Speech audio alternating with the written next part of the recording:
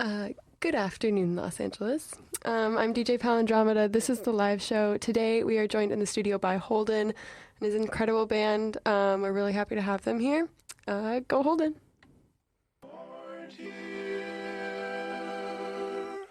I'm at a loss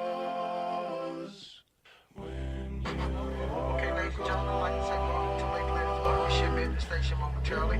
Those passengers getting off here in Lakeland, and you have luggage on your bus, please let me know. And may your day continue to be a blessing. The rest of you, if you'd like to step off and take a 7-minute smoke break, feel free to do so. Please watch your step.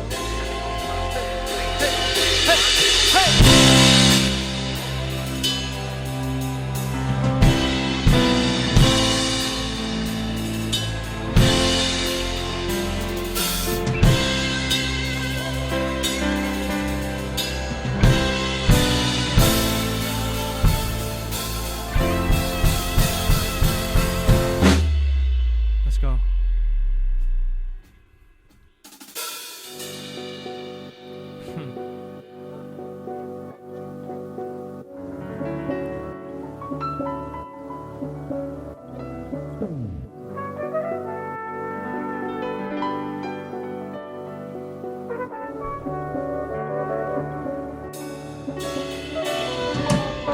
Upset, been up all night, I don't know what's left. What's rest? Don't wanna be with you cause I feel less. Hey, hey, hey. I wanna see you but I'm only in town for the week. Speak, so you can tell me why I'm laying face down in the street. Hey.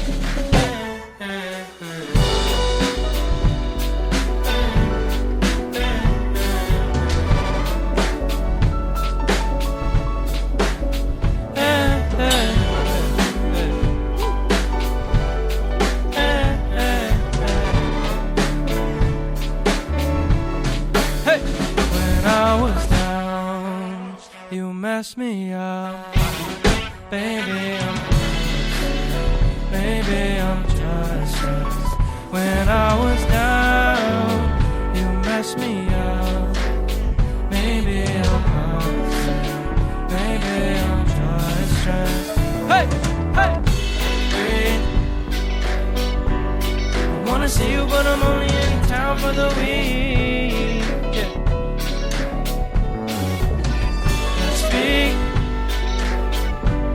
So you can tell me why I'm laying face down in the street.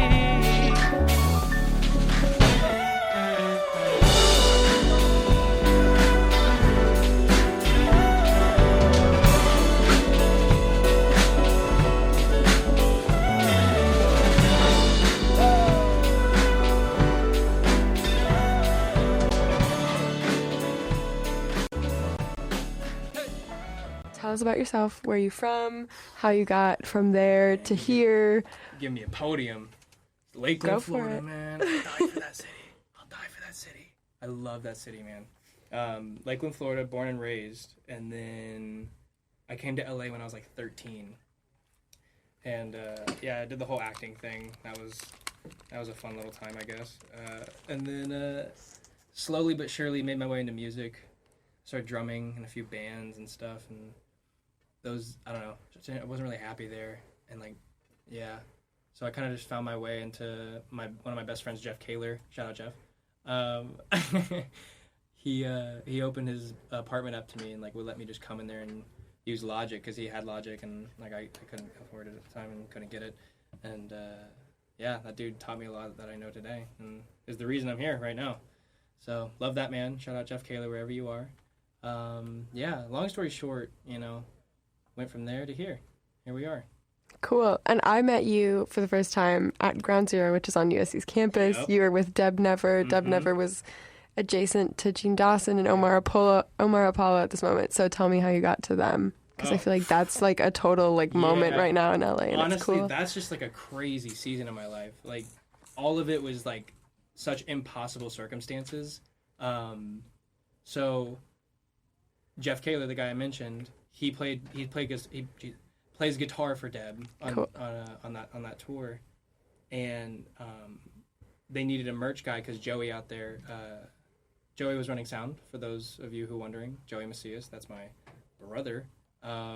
He was running sound for Deb and also doing merch, and it was just killing him, and so they had to bring someone else on. And man, I've been hungry to go on tour. Like, that's like all I've wanted to do is just see what it's like on the road. And Jeff was like, yo, why don't we bring Holdan? And yet again, Jeff put me on, man. Like, literally. And then they asked Omar, and Omar was like, yo, you better bring him. Because, like, that's also so my family. And yeah, man. I came on that tour. Well, actually, I met Deb at Coachella, and then she was like, I'll see you next week, and then we showed up here at USC, sold merch for her, and then you guys were so sweet. I talked to y'all pretty much the whole day. So, and then afterwards, you asked me if I made music, and I was like, yeah, actually, I'm gearing up to release an album, or EP, whatever you want to call it, man. It doesn't really matter. But yeah, here we are. That stuff's crazy, man. That was like the best time of my life. That tour was... Whew. Scared of you, cause I'm scared of loss. Working all day to stay in camouflage. You saw me anyway, and I can't get away from you. What do I do now that I feel love? Tell the other angels that I'm not having fun. If they could see me in the night, they wouldn't feel alright. I now know that I'm human. I don't know what I'm doing. If I'm not by your side, where else can I hide? You'd still be mine if you didn't lie.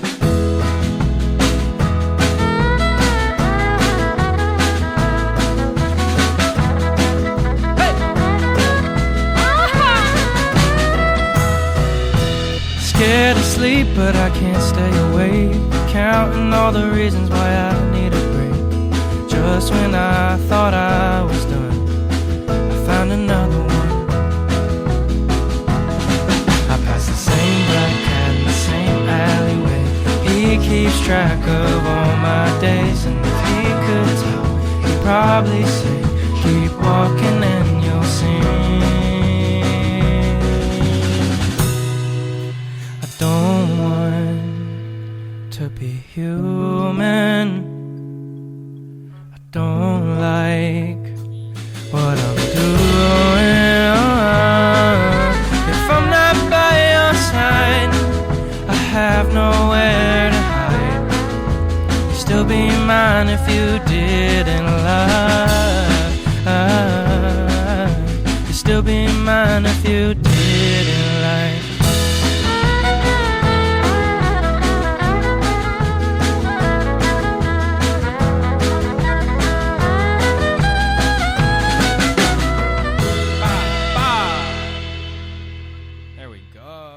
When you were like putting together your band and like saying the things you needed, were you like, I need a fiddle? Was it that, is that a requirement? Great question. Because that's a great bonus, dude, but like if it's something that you need, like, you need it. Unlocks my heart. It just like, man, if you put a little bit of Kitty Wells on, change your night. Change your night, man. But no, it wasn't a stipulation for anything. It was just. It was a bonus that I really didn't know until we were a week out, because I've always wanted to use a fiddle, but then I was on a group call with everyone. I was like, man, I just wish we had a fiddle for the song. And John goes, you know I play fiddle too, right? And I was like, that's so good. Ain't that a hoot and a holla? And yeah, he was like, let me come up with some parts. And he came to rehearsals with it, bro. And like literally we were all just like jaws on the floor. It took the song from like a 6 to like a 10 in my eyes. And then after the first rehearsal, John and I stayed back like an hour and just played like old folk songs and like old country songs that I love. And I felt like Bob Dylan. It was so dope. Of course. So yeah, that's how we got the fiddle player, man. That guy's a legend. Love John. No, that was so epic, and I love the cover. It was really cool. Oh, thank you. But the rest of the songs you played, most of them were from your debut 8-track that you put out this summer. Yes. Talk about that. The big from idea and being like, I think I want to make an album to release. What has that been like? Talking about making the album? Yeah. Oh. So, man, December 2020, I was in a bad place, man. Mm-hmm. I mean, many were.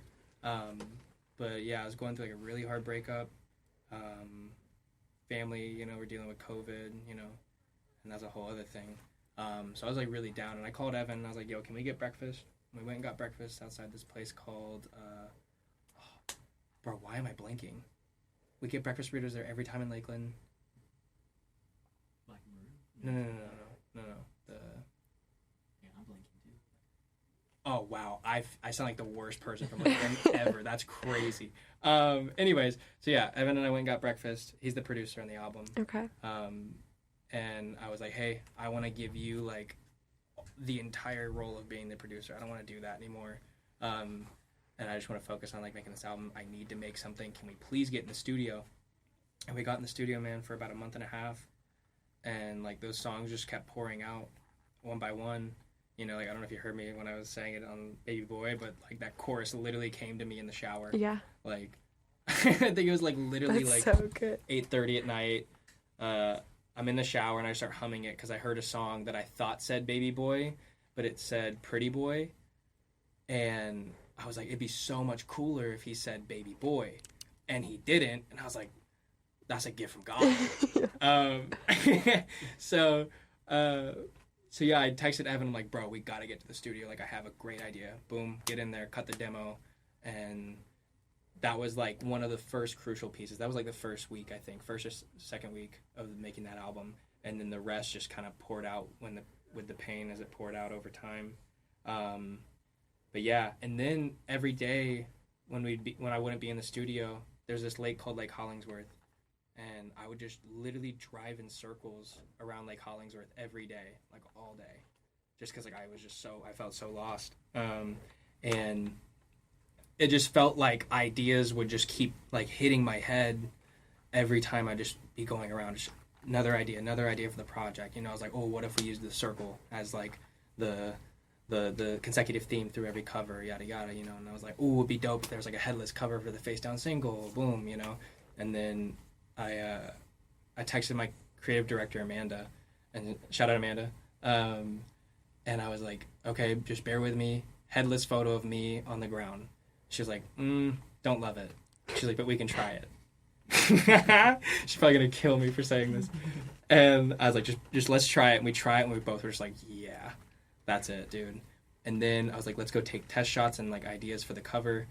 And we went and took some test shots, and the test shot literally became the cover. Because we went there, and we did it. She got back, made a rough version of it, sent it to me, and was like, honestly, I think this is it. And I was like, no, that's it. Like, that's it. I sent it to all my friends. I just pulled it up. That's it. Yeah. That's it. Yeah. I'm glad I got the cosign. Thank you. But yeah, so it was just a lot of discovering on that time of my life for this album. And then got back to LA, had no idea how I was going to release it. And then my brother Rafa, not my actual brother, but like my brother, love that man. Shout out Rafa. He like pretty much was like, hey, whatever you need, I'm here for you. Let me help you. And he really did facilitate a lot of this, man. I wouldn't be here without him either.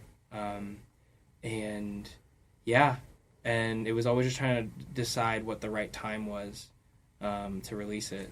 And, you know, it just so happened that I was like on tour when it released, and it was like nice to be like completely surrounded by friends. Mm-hmm. You know, like we were like Red Rocks, which was crazy, like just being at Red Rocks. And you know, then my album came out, and like everyone was like, oh, it was really a really sweet moment. I cried a whole lot. But yeah, dude, the album was like a very spiritual and special journey. So yeah, it very much brought me back from where I was. Very thankful for that. Tomorrow, what are you? Tell us what you're doing tomorrow. I'll tell you what I'm doing. I'm opening the Greek Theater for the Marias. Doing the whole thing. You know, that's crazy, bro. First of 3, going at 7:30. So if you're coming to the show, hey, I'd love for you to get there early and see me. Yeah. Should be fun, man. I'm really, really excited about that. And just to be doing it with like my family, man, like very, very special. Yeah. Wouldn't trade it for the world, man. Love those people. What an experience. And then some other shows coming up in tour with the Marias, correct? Yeah. And then what's next after that? After that, you know, I'd love to like figure out some more shows, but worst case scenario, bro, I'm taking a break in November. Yeah. This year's been a heck of a ride. I've, you know, killed myself there and back, and then come January, album mode, like Yeah. next record. Really? Yeah. Right That's out. epic. Yeah, and then gonna get that out. I would love to get that out before summer. You know, I really just want to keep making and keep creating, and going back to Lakeland for that, which is That's really exciting. nice. That's like a restorative thing, like to go home. Oh my God, it Yeah. is such a breath, like that I don't get here.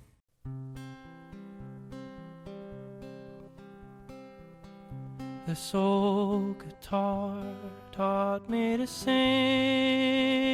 a love song, taught me how to laugh and how to cry,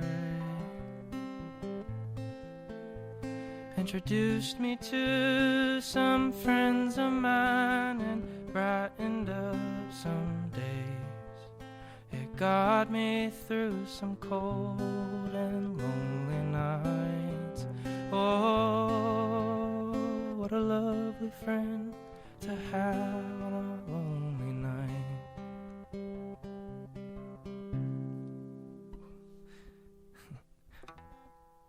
This old guitar gave me my lovely lady, opened up her eyes and ears to me. It brought us close together, and I guess it broke her heart. Opened up the space for us to be. What a lovely space to be. This old guitar gave me my life, my living, all the things you know I love to do. It brought us close together, and I guess it broke my heart. Most of all, it gave my song to you. I love to sing my songs for you. Yes, I do, you know. I love to sing